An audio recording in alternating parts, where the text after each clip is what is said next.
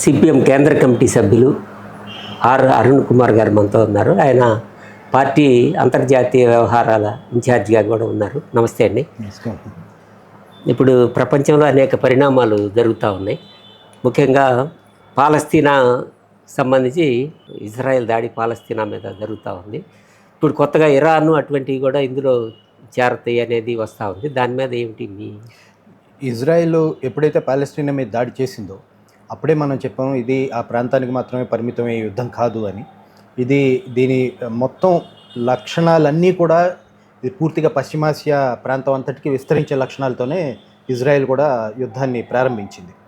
అందుకనే Israel Gaza మీదతో పాటు west bank మీద దాడి చేసింది. వెస్ట్ బ్యాంక్ మీద దాదాపు 25 చదరపు కిలోమీటర్ల భూమిని ఆక్రమించుకుంది. 20 ఏళ్లలో ఇంత భూభాగాన్ని ఎప్పుడూ ఆక్రమించుకోలేదు.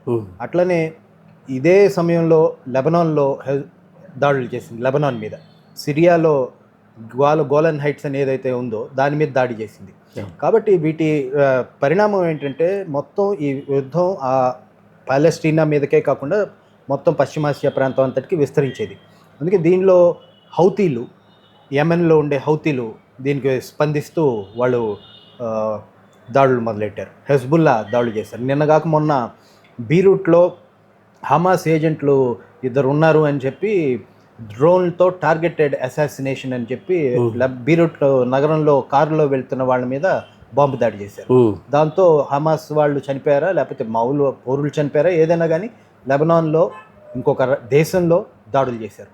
వీటన్నిటికీ పరాకాష్ట ఇరాన్లో మొన్న హమాస్ అధికార ప్రతినిధి హనియే మీద దాడి చేయడం. ఇరాన్ దేశానికి కొత్తగా అధ్యక్షుడు ఎన్నికైంది. ఆయన అధ్యక్ష పదవీ స్వీకారానికి గౌరవ అతిథిగా పిలిచిన వ్యక్తి మీద, అందులో పాలస్తీనా తరపున చర్చల్లో పాల్గొంటున్న వ్యక్తి మీద వేరే దేశంలో చొచ్చుబడి దాడి చేయడం అంటే ఇది ఖచ్చితంగా బాగా దీన్ని ప్రేరేపించే చర్యగానే మనం చూడాలి. అందుకని ఇజ్రాయెల్ చేస్తున్న ఈ ఘటనలన్నిటి వలన కూడా ఈ యుద్ధం పెరిగే అవకాశం ఉంది. ఇదే కనుక జరిగితే చాలా నష్టం ప్రపంచానికి మొత్తానికి. ఎందుకంటే ఇది ఒక సక్షన్ లాగా ఉంటుంది మొత్తం.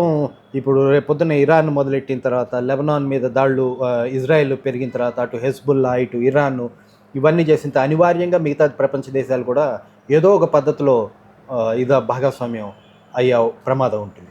దీంతో మొత్తం ప్రపంచ శాంతికే ఇది ఒక తీవ్రమైన ప్రమాదం. ఈ ప్రధాన కారణం ఏమిటంటారు ఈ యుద్ధానికి ప్రధానమైన కారణం మొట్టమొదటిది ఇజ్రాయెల్ ఆ పశ్చిమాసియా ప్రాంతాల్లో ఒక బలమైన దేశంగా ఎస్టాబ్లిష్ చేసుకోవాలని ప్రయత్నం చేయడం. దాన్ని వెనకాల అమెరికా ప్రోద్బలం ఉండడం. అమెరికా ఇజ్రాయెల్ని తన ప్రతినిధిగా చూస్తుంది ఆ ప్రాంతంలో.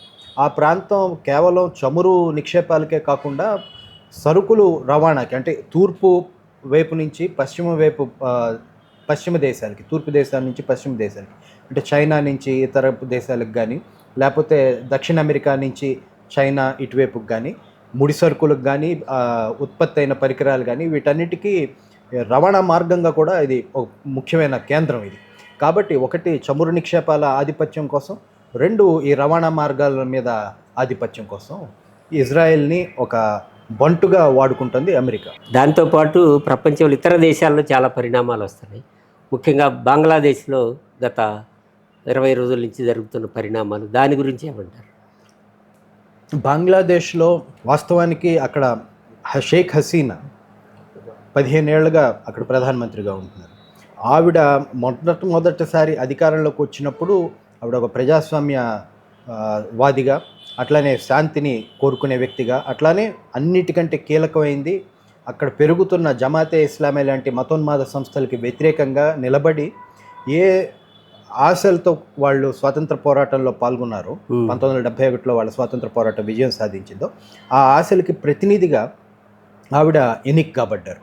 అయితే క్రమంగా ఆవిడ అధికారంలో కొనసాగుతున్న కొద్దీ ఉదారవాద ఆర్థిక విధానాల్ని అనుసరించడం, అట్లనే వాటికి వ్యతిరేకంగా వచ్చే ప్రొటెస్ట్ని అణిచివేయడం కోసం ప్రజాస్వామ్యాన్ని క్రమంగా హరించివేయడం, ప్రజాస్వామ్య హక్కుల్ని కాలరాయడం, వీటన్నిటితో ఆవిడ ఒక ఆటోక్రాట్గా నిరంకుశంగా తయారైంది.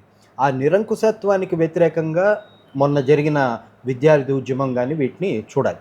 అయితే దాని డిమాండ్ ప్రధానంగా ఆ రిజర్వేషన్ల సమస్య అని ఉంది. అంటే 71లో ఉన్న స్వతంత్ర పోరాట యోధులకి 30 ఏళ్ల పాటు ఆ రిజర్వేషన్లు ఆ ఉద్యోగాల్లో వీటిలో అనేది దీనికి కూడా కారణం ఏంటంటే ఈ ఉద్యోగాల్లో వీటి రిజర్వేషన్ అంతా ప్రభుత్వ రంగంలో ఉంటుంది. ఈ ఉదారవాద ఆర్థిక విధానాల్లో ప్రభుత్వ రంగం తగ్గిపోతుంది, ప్రైవేట్ రంగం పెరుగుతుంది. ఈ ప్రైవేట్ రంగం ఉద్యోగాల్లో నిలకడలేదు, స్టెబిలిటీ లేదు, ప్రెకేరియస్నెస్ ఎక్కువ ఉంటుంది. కాబట్టి ఎక్కువ మంది విద్యార్థులు యువకులు ఏమనుకుంటున్నారంటే ప్రభుత్వ రంగంలోనే ఉద్యోగాలు కావాలని కోరుకుంటున్నారు. కాబట్టి ఆ డిమాండ్ పెరగడం వలన వాళ్ళు ఈ రిజర్వేషన్ విధానాన్ని వ్యతిరేకించి నిలబడ్డారు. ఆవిడ రద్దు చేసింది వాస్తవానికి. అయితే దాన్ని మళ్ళీ హైకోర్టు అంటే వాళ్ళ హైకోర్టు మళ్ళీ పునరుద్ధరించింది. దానికి వ్యతిరేకంగా విద్యార్థులు వచ్చారు. విద్యార్థులు వచ్చిన పోరాటాన్ని వెంటనే గుర్తించి ఆవిడ దాన్ని యాక్సెప్ట్ చేసి డిమాండ్ ఇచ్చేసింటే పోయింది. కానీ వాళ్ళందరినీ రజాకారులని చెప్పింది. అంటే ఒక ప్రజాస్వామ్య పోరాట కాంక్షని గుర్తించకుండా వాళ్ళందరినీ మతోన్మాదం పేరుతో రజాకారులు అంటే ఆ రోజున పాకిస్తాన్ ఏజెంట్లుగా పనిచేసిన వాళ్ళు, వాళ్ళ ముద్ర వేయడంతో ఇంకా ద్వేషం పెరిగింది ప్రభుత్వం పట్ల. కాబట్టి ప్రజల్లో ఒకటి 170 మిలియన్లు అంటే 17 కోట్ల పైన ఉన్న బంగ్లాదేశ్ జనాభాలో 3 కోట్ల మంది నిరుద్యోగులు ఉన్నారు యువకుల్లో. చాలా పెద్ద ఎత్తున నిరుద్యోగ సమస్య ఉంది. అట్లనే ఆర్థిక సమస్యలు కూడా పెరుగుతున్నాయి. ఇన్ఫ్లేషన్ పెరుగుతుంది, ధరలు పెరుగుతున్నాయి, ఉద్యోగాలు దొరకట్లేదు, పేదరికం పెరుగుతోంది. సోషల్ ఇండికేటర్స్ భారతదేశం కంటే మెరుగ్గా ఉన్నా కానీ ఈ ఆర్థిక కారణాల వల్ల ప్రజలు చాలా ఇబ్బందులు ఎదుర్కొంటున్నారు. వాటన్నిటినీ ప్రతిబింబించడానికి రాజకీయ ప్రక్రియ లేకుండా అంతం చేసే పని చేసింది. అంతకుముందు కూడా ఆవిడ ఎన్నికల్లో ఇతర పార్టీలు వీటిని పాల్గొనివ్వకుండా చేసింది. ఈసారి ఎన్నికల్లో కూడా ప్రతిపక్షాల పార్టీలు పాల్గొన్న పరిస్థితి కల్పించలేదు. దీంతో ఆవిడ ఒక నిరంకుశవాదిగా, నిరంకుశత్వంతో పరిపాలిస్తున్న వ్యక్తిగా ఆవిడకి పేరు వచ్చింది. అది వాస్తవం కూడా. దానికి వ్యతిరేకంగా ఇవాళ ఒక ప్రజా తిరుగుబాటుగా మనం ఈ పోరాటాన్ని చూడాలి. అయితే పోరాటం చేసిన తర్వాత ప్రజలు ఆ డిమాండ్లని సాధించుకున్న తర్వాత ఆవిడ రాజీనామాను కోరారు. ఆవిడ రాజీనామా చేసి వెళ్ళిపోయింది. ఈ క్రమంలో ఏంటంటే ఈ అసంతృప్తిని ఉపయోగించుకుని మళ్ళీ తిరిగి బలపడడం కోసం మతోన్మాద శక్తులు అక్కడ ప్రయత్నం చేస్తున్నాయి.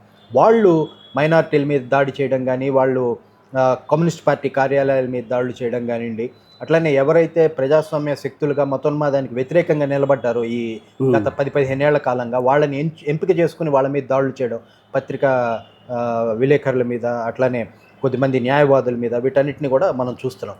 సుప్రీంకోర్టు జడ్జిల మీద కాబట్టి ప్రజల ఆకాంక్ష దానికి సరైన మార్గం దాన్ని ఇవ్వకపోతే కనుక ఎటువంటి దుష్ఫలితాలు జరుగుతాయనేది మనకు బంగ్లాదేశ్ ఒక ఉదాహరణ. ఇప్పుడు శ్రీలంకలో మొన్న జరిగింది, ఇప్పుడు బంగ్లాదేశ్లో జరిగింది. ఇది ప్రత్యామ్నాయం ఏమి అట్లా అభివృద్ధి కావట్లేదా? ఎందుకని? శ్రీలంకలో జరిగింది, బంగ్లాదేశ్లో జరిగింది, అంతకుముందు నేపాల్లో జరిగింది, కాసిన రోజుల తర్వాత పాకిస్తాన్లో జరిగింది. మళ్ళీ చుట్టూ అంతా కూడా ఇటువంటి ప్రజా ఆగ్రహానికి పెద్ద ఎత్తున ప్రజల పోరాటాల్లోకి రావడం వీటన్నిటిని మనం చూస్తున్నాం. శ్రీలంకలో జరిగిన పోరాటంలో ఇంకా ఒకటి అవినీతి, అట్లనే అక్కడ కూడా మహిదా రాజపక్స వంశపారపర్య పరిపాలన, దాంతోపాటు అక్కడ ఆయన ఆటోక్రాట్గా మారడం, నిరంకుశత్వంగా పరిపాలించడం, ఆర్థిక సంక్షోభం, ఇవన్నీ ఒక వోలటైల్ సిట్యువేషన్ అక్కడ క్రియేట్ చేసినాయి. దానివలన శ్రీలంకలో వచ్చిన పోరాటానికి అక్కడ జనతా విముక్తి పెరుమణ అనే పార్టీ దాంట్లో ప్రధానమైన పాత్ర పోషించింది. అది ఒక వామపక్ష పార్టీ, మార్క్సిజం సిద్ధాంతానికి కట్టుబడి ఉన్నామని చెప్పుకునే పార్టీ. అయితే వాళ్ళ సిద్ధాంతాన్ని అమలు చేసే పద్ధతిలో కొన్ని తప్పులు ఉండుండొచ్చు, కానీ వాళ్ళు స్థూలంగా మార్క్సిస్ట్ పార్టీగా పరిగణిస్తారు. ఇవాళ ఆ పోరాటంలో వాళ్ళు పోషించిన పాత్రకి ప్రతిబింబంగా ప్రజల్లో వాళ్ళ పార్టీకి, వాళ్ళ పార్టీ నాయకత్వానికి మంచి గుర్తింపు లభించింది. దాదాపు 40% మంది ప్రజలు రేపు అధ్యక్ష ఎన్నికలు జరిగితే గనక ఎవరికి ఓటేస్తారని 2-3 పైన సర్వేలు చేస్తే వాళ్ళు ఈ జనతా విముక్తి పెరుమణ నాయకులకి ఓటేస్తామని చెప్పారు. అందుకనే విదేశీ దౌత్యవేత్తలందరూ ఎన్నడూ లేని పద్ధతిలో జనతా విముక్తి పెరుమణ కార్యాలయానికి వెళ్ళి వాళ్ళ వాళ్ళ జనరల్ సెక్రటరీతో, చైర్మన్తో, వాళ్ళందరితో మాట్లాడుతున్నారు. అంటే ప్రజా పోరాటాల్లో కనుక వామపక్ష పార్టీలు, కమ్యూనిస్ట్ పార్టీలు పాల్గొంటూ ఆ స్పాంటేనియస్ పోరాటాల్లో నాయకత్వంకి వచ్చి పనిచేస్తే కనుక, వాళ్ళకి రిఫ్లెక్ట్ చేస్తే కనుక, సరైన దిశలో నడిపిస్తే కనుక ఖచ్చితంగా ప్రజల నుంచి వాళ్ళకి ఆ గుర్తింపు వస్తుంది. ఒక ప్రత్యామ్నాయాన్ని వీళ్ళు చూపెట్టగలుగుతారు అనడానికి శ్రీలంక ఒక ఉదాహరణ. ఇప్పుడు బంగ్లాదేశ్లో కమ్యూనిస్ట్ పార్టీ ఉంది. అయితే చాలా బలహీనమైన శక్తి. వాళ్ళు ఇతర కమ్యూనిస్ట్ పార్టీలు అట్లానే ప్రగతిశీల శక్తుల్ని కలుపుకొని లెఫ్ట్ డెమోక్రాటిక్ అలయన్స్ అనేది ఒకటి ఏర్పాటు చేసుకున్నారు, దాంతో ఉన్నారు. అయితే వాళ్ళ మీద ఈ ప్రభుత్వం ఎప్పటి నుంచో నిర్బంధాన్ని ప్రయోగించడం వల్ల వాళ్ళు పెద్ద శక్తిగా రాలేదు. ఇవాళకి కూడా వాళ్ళు ఈ పోరాటాల్లో ఇవాళ వాళ్ళు పాల్గొన్నారు. అయితే వాళ్ళ శక్తి ఈ పోరాటాలకి నాయకత్వం వహించి ఒక సరైన దిశగా మరలించే స్థితిలో లేదు. అందుకని ఇది మతోన్మాదులు ఇటువంటి స్థితిని ఉపయోగించుకుని వాళ్ళు ఇప్పుడు అమెరికా కూడా దీని వెనక ఉందని వస్తూ ఉంది. ఇప్పుడు అమెరికా దీని వెనకాల ఉందా అంటే, అంతకుముందు షేక్ హసీనా ఒక స్టేట్మెంట్ ఇచ్చింది, కొద్దిమంది తెల్లవాళ్ళు నా దేశాన్ని నన్ను డిస్టెబిలైజ్ చేయాలనే ప్రయత్నం చేస్తున్నారు అని. వాస్తవానికి కూడా అటువంటి ప్రయత్నాలు అమెరికా చేసింది. ఎందుకనంటే అమెరికా వాళ్ళు ఎప్పటి నుంచో బంగ్లాదేశ్లో వాళ్ళ మిలిటరీకి ఉపయోగపడే పద్ధతిలో ఒక పోర్టును కానీ ఒక ఏరోప్లేన్ బేస్ని కానీ ఇవ్వమని అడుగుతున్నారు. ఎందుకంటే బంగ్లాదేశ్ చైనాకి ఇండియాకి రెండింటికి మధ్యలో ఉంది, ఒక కీలకమైన దేశం ఇవాళ అమెరికాకి. అమెరికన్ స్ట్రాటజీ కూడా ఏషియా పెసిఫిక్ స్ట్రాటజీ అంటారు, వాళ్ళు ఇండో పెసిఫిక్ అంటున్నారు అనుకోండి. కాబట్టి వాళ్ళు ఏషియా వైపు ముఖ్యంగా చైనాని కట్టడి చేయడం కోసం, ఐసోలేట్ చేయడం కోసం పనిచేస్తున్నారు. అందుకని వాళ్ళు బంగ్లాదేశ్ పరిణామాల్లో జోక్యం చేసుకోవడంలో వాళ్ళ అవకాశం చాలా ఎక్కువగా ఉంది. అయితే ఇవాళ ఎంత మోతాదులో వాళ్ళ జోక్యం ఉందనేది మనం చెప్పలేం, కానీ ఖచ్చితంగా వాళ్ళ హస్తం అదే.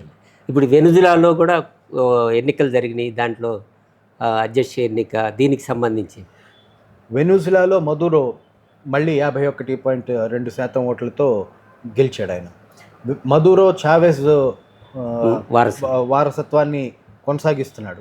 అయితే వెనుజులాలో కూడా ఆర్థిక స్థితి అంత బాగాలేదు. ఎందుకంటే వెనుజులా ఒక 6-7 ఏళ్ల క్రితం వెనుజులా మీద అమెరికా చాలా పెద్ద ఎత్తున చాలా తీవ్రమైన ఆంక్షలు విధించింది.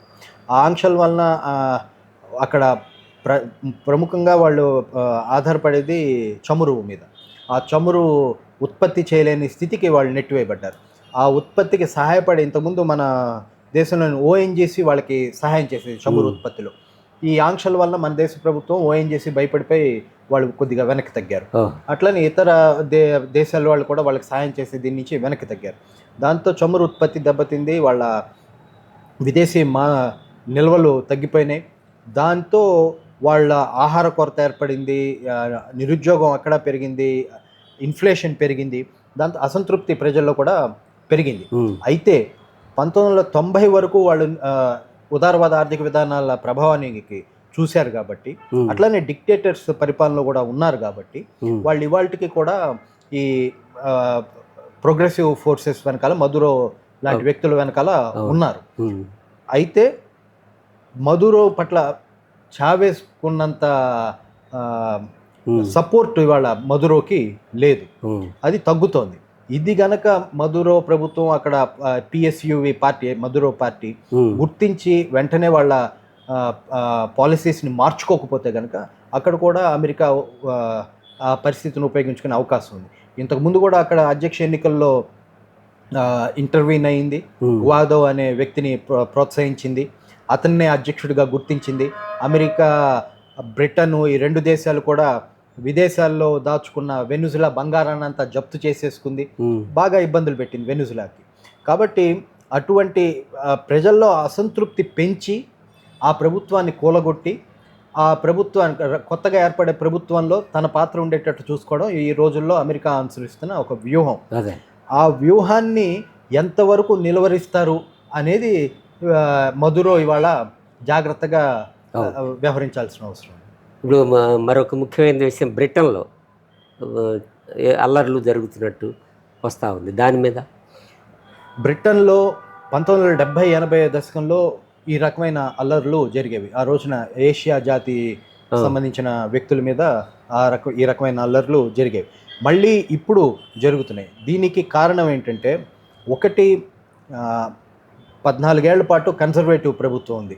రిషి సునాక్ మొన్న ఎన్నికల్లో ఓడిపోయాడు, లేబర్ పార్టీ అధికారంలోకి వచ్చింది.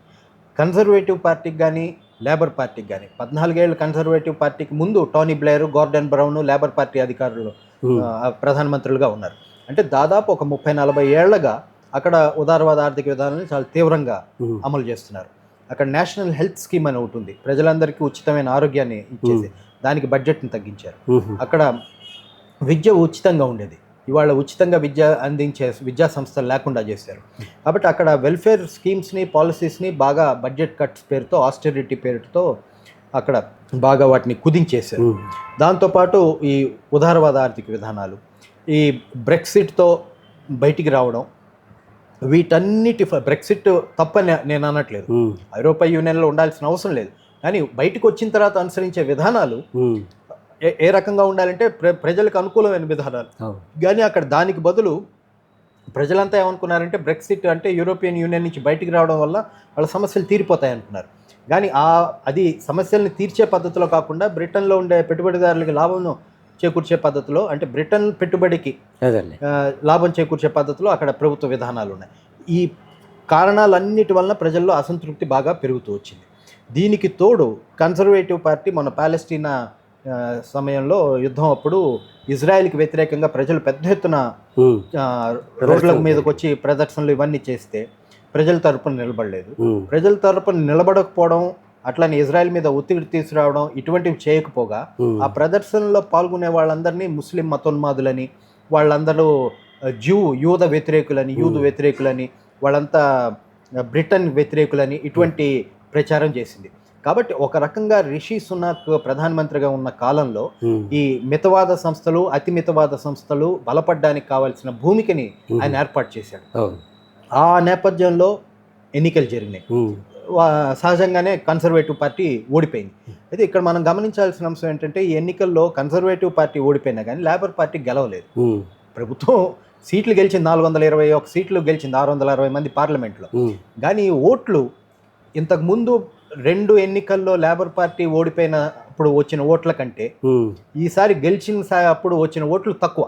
అంటే జెర్మీ కార్బిన్ నాయకత్వంలో 39% ఓట్లు వచ్చి లేబర్ పార్టీ గత ఎన్నికల్లో ఓడిపోతే, ఈ సంవత్సరం ఈ కీర్ స్టార్మర్ నాయకత్వంలో 34-35% ఓట్లు వచ్చి వీళ్ళు అధికారంలోకి వచ్చారు. కాబట్టి ప్రజా బలం లేబర్ పార్టీకి అనుకూలంగా లేదు. దీనికి ప్రధానమైన కారణం వాళ్ళ ఆర్థిక విధానాల్లో కన్సర్వేటివ్లకి వాళ్ళకి తేడా లేకపోవడం. రెండోది పాలెస్టీనా నుంచి యుద్ధాన్ని ఆపే పట్ల వాళ్ళు నిజమైన గట్టి వైఖరిని తీసుకోకపోవడం. దీనివల్ల ప్రజల్లో లేబర్ పార్టీకి కూడా అంత మద్దతు లేకుండా పోయింది. ఎక్కువ మంది ఇండిపెండెంట్లు, జెర్మీ కార్బిన్ ఇండిపెండెంట్గా పోటీ చేశారు, లేబర్ పార్టీ ఆయన బహిష్కరించింది, ఆయన ఇండిపెండెంట్గా పోటీ చేసి గెలిచాడు. అట్లానే అనేక మంది ఇండిపెండెంట్లుగా పోటీ చేసి ఈ పీస్ మూవ్మెంట్లో పాల్గొన్న వాళ్ళు, ప్రజల పక్షం నిలబడిన వాళ్ళు ఇండిపెండెంట్గా పోటీ చేసి గెలిచారు ఈసారి ఎన్నికల్లో. ఇదే ఒక సానుకూల అంశం అయితే, దీనికి ప్రతికూలంగా ఉన్న ఒక ముఖ్యమైన అంశం ఏంటంటే రిఫార్మ్ పార్టీ అని ఏదైతే బ్రిటన్లో మితవాద పార్టీలకి ప్రతినిధిగా ఉంటుందో, మితవాద శక్తులకి ప్రతినిధి నిజెల్ ఫరాజ్ అనే అతను, ఆయన మొట్టమొదటిసారిగా బ్రిటన్ పార్లమెంట్లో అడుగుపెట్టాడు. 4 పార్లమెంట్ సభ్యులు మాత్రమే గెలిచినా కానీ ఆయన అడుగుపెట్టాడు. ఇంతకుముందు దాదాపు ఆయన 4-5 ఎన్నికల్లో పోటీ చేశాడు కానీ ఎప్పుడూ విజయం సాధించలేదు. మొట్టమొదటిసారి ఇప్పుడు విజయం సాధించాడు. అన్నిటికంటే ప్రమాదం ఆయన పార్టీకి 14-15% ఓట్లు వచ్చినాయి. అంటే మితవాద శక్తులకి ఏదైతే భూమిక స్టార్మర్ ఏర్పాటు చేశాడో ఇటువంటి శక్తులు పార్లమెంట్లో ప్రవేశించడం ద్వారా అది కనపడుతుంది.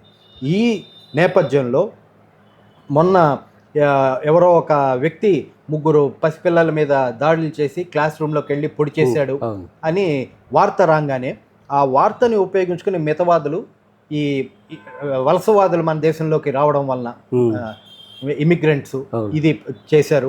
ముస్లిము వలస వచ్చిన ఒక వ్యక్తి ఈ హత్యలకు పాల్పడ్డాడు అని ప్రచారం చేశారు. సోషల్ మీడియాలో ఈ క్యాంపెయిన్ చాలా పెద్ద ఎత్తున రాజుకుంది. ఇది ఆపడానికి సహజంగానే మైనర్ అయితే కనుక మనం పేరు బయట పెట్టాం, అతను మైనర్ కాబట్టి కొన్ని రోజులు తటపటాయించిన తర్వాత ఇంత హింస జరుగుతుంటే పేరు బయట పెట్టడం నష్టం అని చెప్పి పేరు పెట్టారు. అతను బ్రిటన్లోనే జన్మించిన వ్యక్తి, క్రిస్టియన్ అయితే, వాళ్ళ తల్లిదండ్రులు రువాండా నుంచి వచ్చారు. అయినా కానీ అతను ముస్లిం కాదని తేలింది, అతను బ్రిటన్లోనే జన్మించిన వ్యక్తి అని తేలింది. కాబట్టి మితవాద శక్తులని కౌంటర్ చేయడానికి ఈ వాస్తవాలు వచ్చే లోపు వాళ్ళు అసత్య ప్రచారాన్ని చాలా పెద్ద ఎత్తున ప్రచారం చేసి అల్లరిని చేపట్టారు.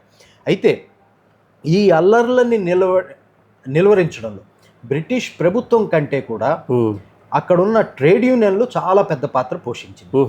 అక్కడ బ్రిటిష్ ప్రభుత్వం పోలీసుల్ని తీసుకెళ్తాం అది ఇదని స్టార్మర్ ప్రకటించినా కానీ ఇవాళ బ్రిటిష్ ట్రేడ్ యూనియన్లు, అట్లనే పాలెస్టీనా సౌహార్ద సంఘాలు ఏవైతే ఉన్నాయో ఈ ప్రొటెస్ట్లు ఆర్గనైజ్ చేసినవి, వాళ్ళు వెంటనే రియాక్ట్ అయ్యి ఎక్కడికక్కడ యాంటీ రేసిజం ఫ్రంట్ పేరుతో, యాంటీ ఫాసిజం ఫ్రంట్ పేరుతో ప్రజల్ని సమీకరించి ఎక్కడైతే వీళ్ళు మైనారిటీల మీద, ముస్లింల మీద దాడులు చేస్తున్నారో వాళ్ళకి రక్షణగా వీళ్ళందరూ దాదాపు అన్ని నగరాల్లో బ్రిటన్లోని వాళ్ళు రోడ్ల మీదకి వచ్చి నిలబడడం వల్ల ఇవాళ ఆ దాడులు కొద్దిగా కంట్రోల్ అయినాయి.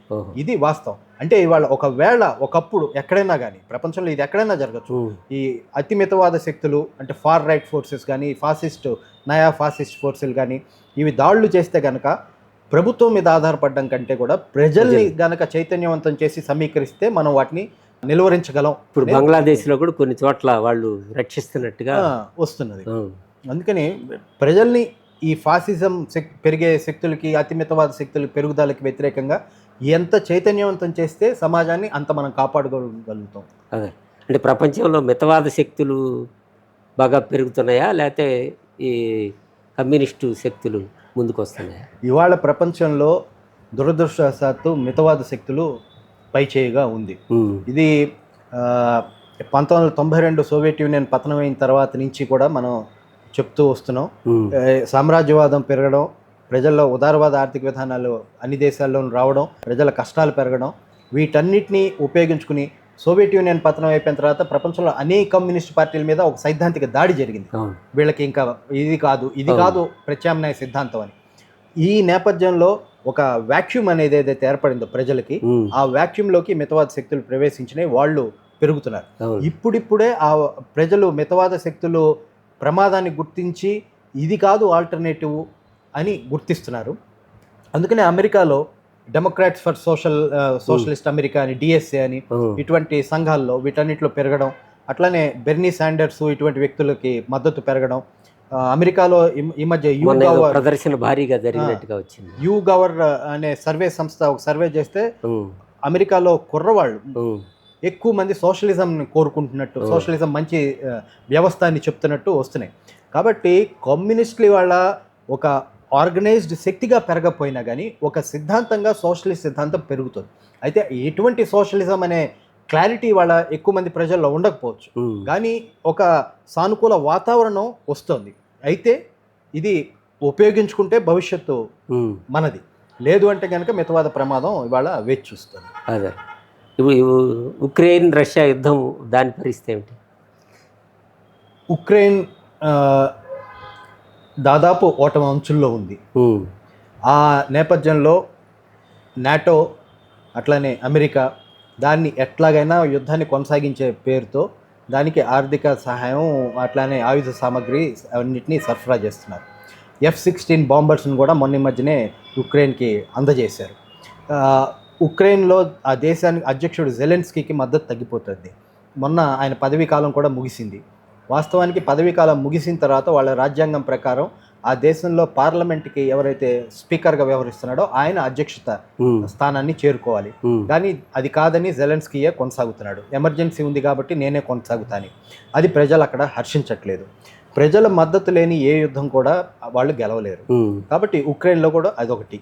అట్లనే రెండవ అంశం ఏంటంటే, గెలవలేని యుద్ధాన్ని ఎందుకని అమెరికా అక్కడ నడిపిస్తుంది? ఎందుకనంటే అమెరికా అక్కడ యుద్ధం ఎవరు ఉక్రెయిన్ గెలుస్తుందనే నమ్మకంతో అసలు యుక్రెయిన్కి మద్దతుగా నిలబడలేదు.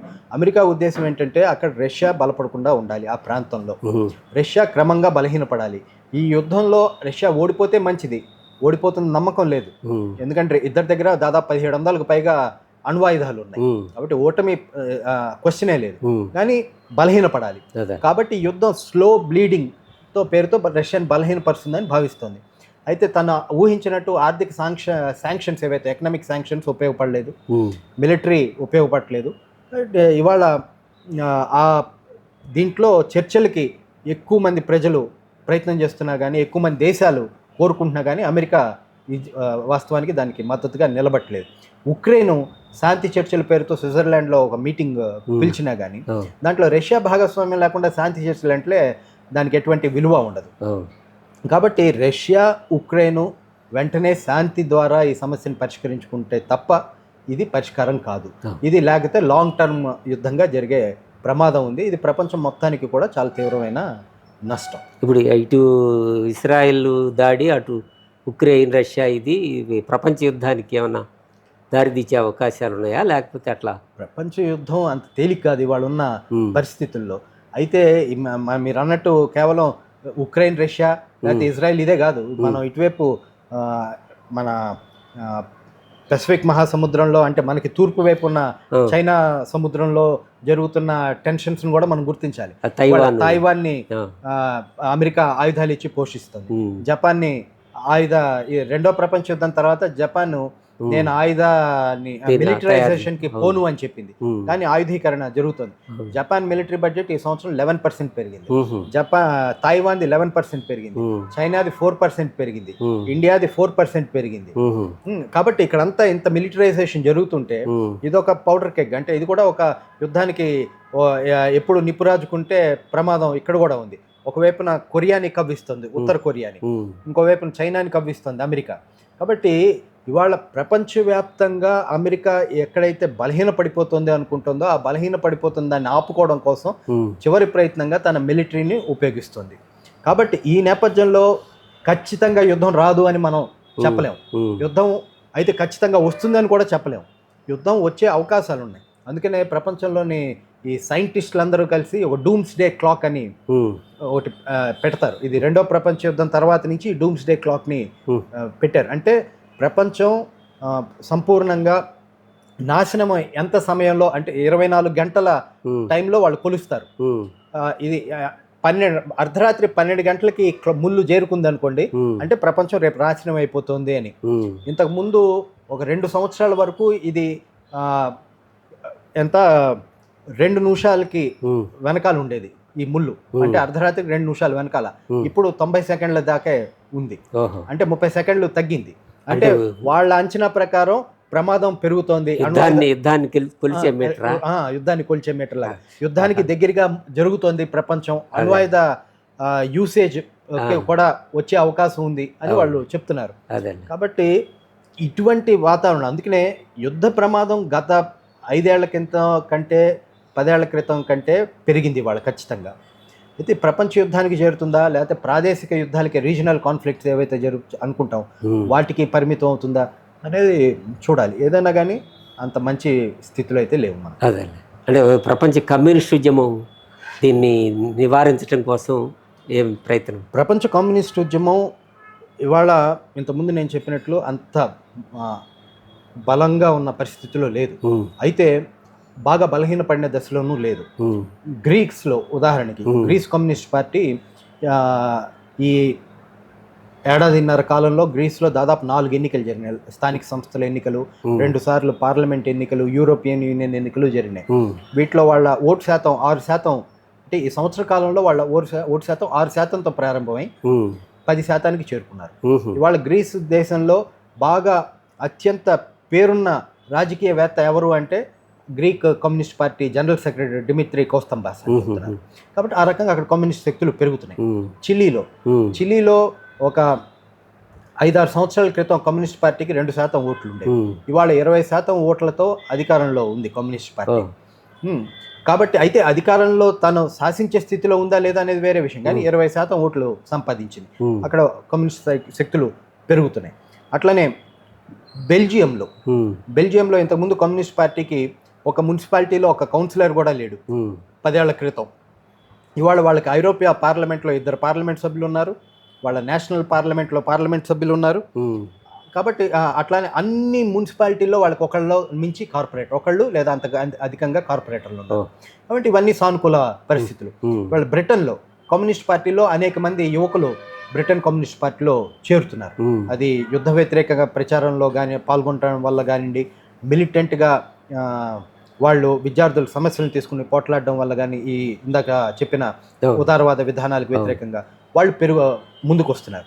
కాబట్టి పోరాటాలు ఎక్కడైతే జరుగుతున్నాయో, ఎక్కడైతే కమ్యూనిస్టులు దాంట్లో బాగుంటున్నారో అక్కడ వాళ్ళు ఖచ్చితంగా ముందుకెళ్తున్నారు. కమ్యూనిస్ట్ పార్టీ గతంలో ఉన్నంత బలహీన పరిస్థితులు లేదు, క్రమంగా బలం పుంజుకునే ప్రక్రియలో ఉంది. మొన్న ఫ్రాన్స్లో వామపక్ష శక్తులన్నీ కలిపి ఒక ఫ్రంట్గా ఏర్పడి వాళ్ళు రైట్ వింగ్ ఫోర్సెస్ని అధికారంలో రాకుండా నిలువరించగలిగారు. దాంట్లో కూడా ఇన్సోమెసీ అని మెలన్షోన్ నాయకత్వంలో ఉన్న పార్టీ అత్యధిక స్థానాలు సంపాదించింది. అందుకనే ఆ పార్టీ సంబంధించిన ప్రతినిధి ప్రధానమంత్రి కాకుండా ఉండడం కోసం ఒలింపిక్స్ని సాఫ్గా చూపెట్టి మ్యాక్రాన్ అవును. ప్రధానమంత్రిని ఎన్నిక కానివ్వలేదు. వాటి వరకు ప్రభుత్వం లేదు అక్కడ. ఉమ్. చూడాలి, ఈ కమ్యూనిస్టులు పెరుగుతున్నారంటే వాళ్ళ మీద దాడులు కూడా పెరుగుతాయనడానికి ఫ్రాన్స్ ఒక ఉదాహరణ. అదే. ఈ దాడుల్ని తట్టుకుని ప్రజల తరపున నిలబడి పోట్లాడితే కమ్యూనిస్ట్ పార్టీలు పెరుగుతాయి. అవును.